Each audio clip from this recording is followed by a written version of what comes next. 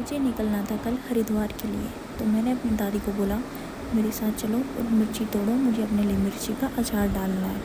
फिर मैं भी दादी के साथ खेत में लग गई मिर्ची तोड़ने में। काफ़ी मेहनत के बाद हमने काफ़ी सारी मिर्चियाँ तोड़ ली और हम चल दिए घर की ओर। फिर उसके बाद दादी को मैंने बोला था कि दादी आप मेरे लिए मसाला पीस के रख देना, मैं अचार डालूँगी इसका। देखा तो ताई जी ने भी हमारे लिए केले दे के रखे थे, थोड़े बहुत पेड़ के पके हुए। मेरी मम्मी ने गैस भिगो के रखे थे जिसकी हमने दाल बनानी थी। फिर मैं डालने लगी थी मिर्ची का अचार।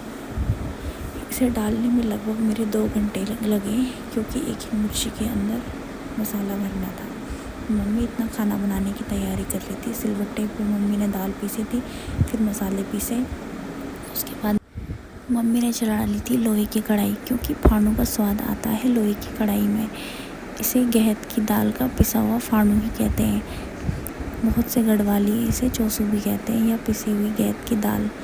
और फिर मम्मी फटाफट से तैयारी करने लगी ताकि जल्दी बन जाए, क्योंकि मैं भी चाहती थी कि बस जल्दी से खाने को मिल जाए, क्योंकि मैं मम्मी के हाथ का बहुत टाइम बाद खाने वाली थी। इसलिए मैं चाहती थी कि मम्मी आप इसे इतना टेस्टी बनाओ जितना आपसे बन पाए।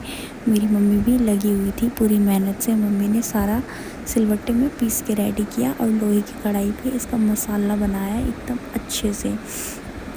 फिर उसके बाद मम्मी ने सारा फाड़ू को मिक्स किया और कढ़ाई में एकदम फ्राई करने के लिए डाल दिया। उसे काफ़ी देर तक फ्राई किया मम्मी ने, जब तक वो गोल्डन ना हुआ, जब तक उसका कलर चेंज ना हुआ, तब तक मम्मी उसे फ्राई करती रही। इतना मैं बीच बीच में आके देख रही थी कि मम्मी कैसे क्या कर रही है। और मैं अपना अचार भी कंप्लीट कर रही थी। गांव से जाने की खुशी तो नहीं होती, पर क्या करें, जाना तो पड़ेगा ही। अब हमेशा तो मम्मी के हाथ का खाना मिल नहीं सकता, पर चलो जब तक मिल रहा है तो उसका फ़ायदा उठाया जाए। चूल्हे पे जब ये पकने लगा तो इसकी खुशबू सारे घर में फैल गई और बस मुझे से रुका नहीं गया।